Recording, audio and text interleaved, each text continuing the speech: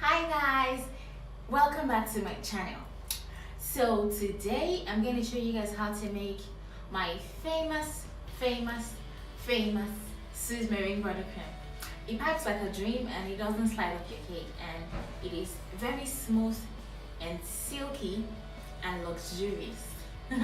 It's not sweet as regular American buttercream, but this version I'm about to show you is foolproof and it works every time.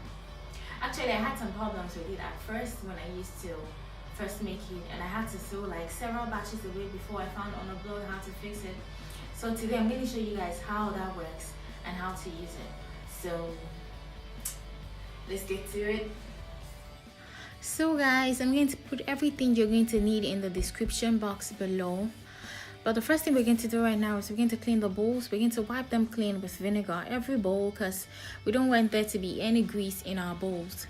And then once you've done that, you have to separate the egg whites from the egg yolks, because we're going to make a meringue. And a meringue simply means you're whisking egg whites and sugar together to form a white thick paste. That's why it's called a Swiss meringue buttercream. So that's thick paste is what we're going to add butter to.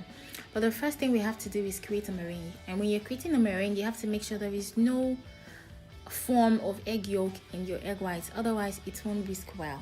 So for this recipe, we need 6 egg whites and a cup of sugar. For every 6 egg whites, you need a cup of sugar. And what you want to do is you want to melt the sugar in the egg whites, and how you do that is by heating it and not heating it directly. Usually most people use like a double boiler, and a double boiler is a machine that has a bowl inside another bowl. That way your egg white is not like directly on top of the heat source. I'm sure you get me.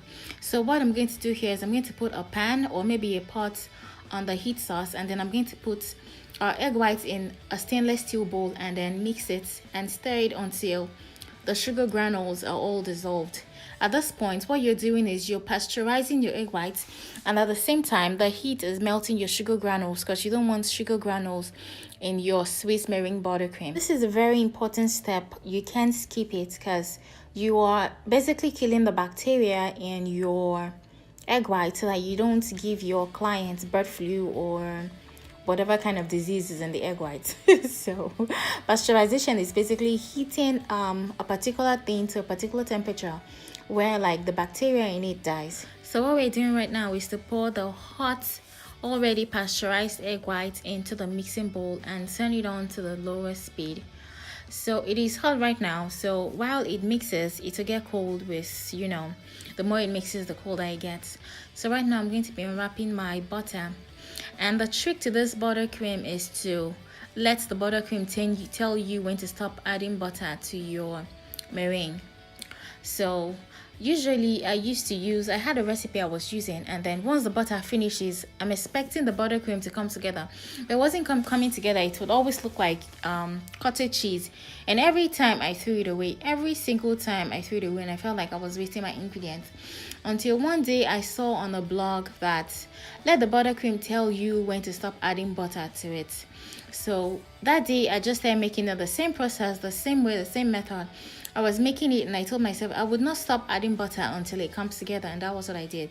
So the trick to this buttercream is to be able to make a good, well-formulated meringue, and then there is no amount of butter you can add. The buttercream tells you when to stop, and I'm going to show you how to stop so you don't use too much butter in your buttercream. So the length of time you're going to mix this for depends on what mixer you're using. Of course, it's going to take a longer time if you're using a hand mixer, and if you're using a stand mixer, depending on the size of your stand mixer, that's like determines the amount of time you're going to whisk it for. But I'm going to show you how it should be when you should stop. So it should take between 5 to 10-15 minutes depending on whatever mixer you're using. So I want you guys to notice right now that it is becoming frothy and very white, and as this goes on, you should increase your speed with time, because the faster it is, the faster your meringue will come together. You should notice right now that it is like having like ribbons that are not well formed. Like if you notice, they're like these lines, I don't know what to call them, but I think they're called ribbons that are not well like put together yet. But the more you mix, the more the structure of the meringue develops. And notice I'm increasing the speed, so just mix and mix and mix and mix and mix and mix. So you guys should notice that the ribbons forming at this stage are more durable, which means they don't disappear the moment they are formed like the ones that formed before. And that's because the more you whip, the stiffer your meringue becomes. Some people call it a soft peak or a stiff peak. So I'm going to show you when and how to stop. Usually you should stop when the meringue forms a ribbon that doesn't disappear immediately. And I'm going to show you how to know that. So you should stop your mixer slowly. Don't stop it all at once, because you're going to reduce the lifespan of your mixer if you turn it off all at once.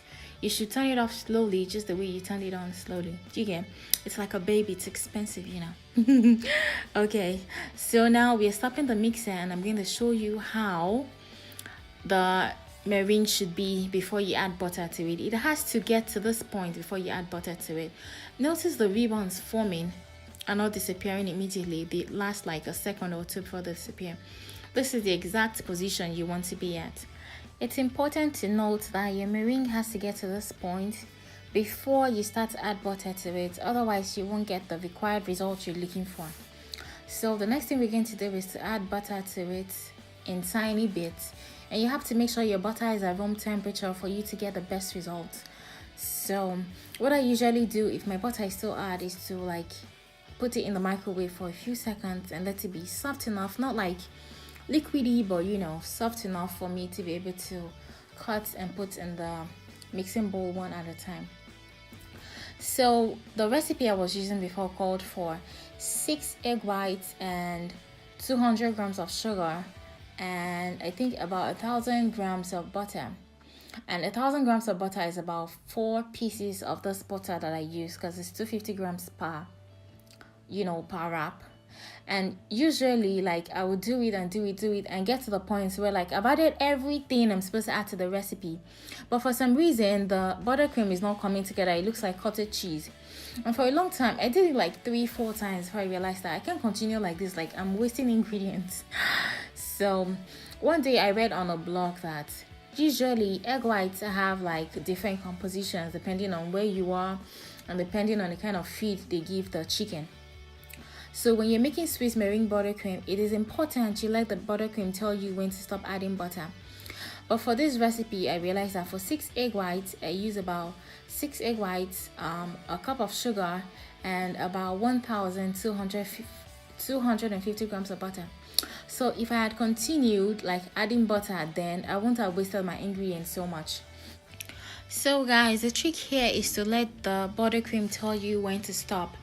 Regardless of which part of the world you are making your buttercream for, whatever it is you're feeding the eggs, that the chicken that laid the eggs you're using to make your buttercream, regardless, just make sure the butter tells you when to stop. And I'm going to show you how. Notice right now it looks like spelt milk. Just don't worry, keep adding butter to it. I think this is the 5th one. Yeah, okay. So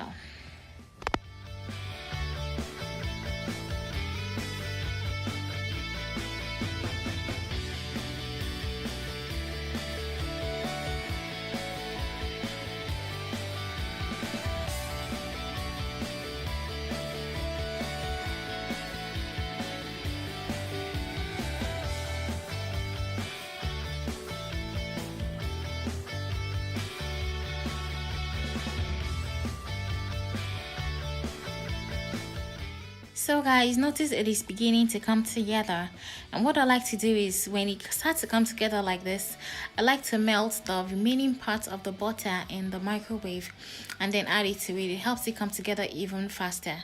So while it is cottage cheese like this, so I'm going to take the remaining part of the butter and melt it until it is buttery and liquidy, and then add to it, and then you can see how everything comes out perfect and beautiful and perfect again and beautiful.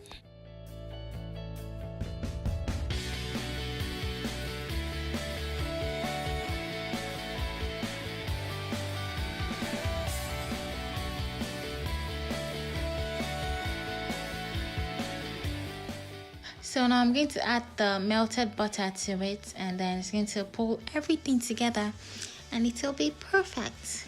And we are here. So what you have to do at this point is add like a pinch of salt, and stir, and you have perfect buttercream. See how well it holds?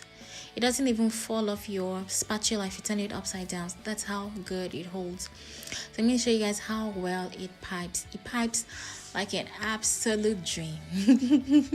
It's not as sweet as a regular Nigerian buttercream, but it is perfect. It is luxurious, and it is good for your health because it's made up of good quality butter, just a little sugar and some egg whites.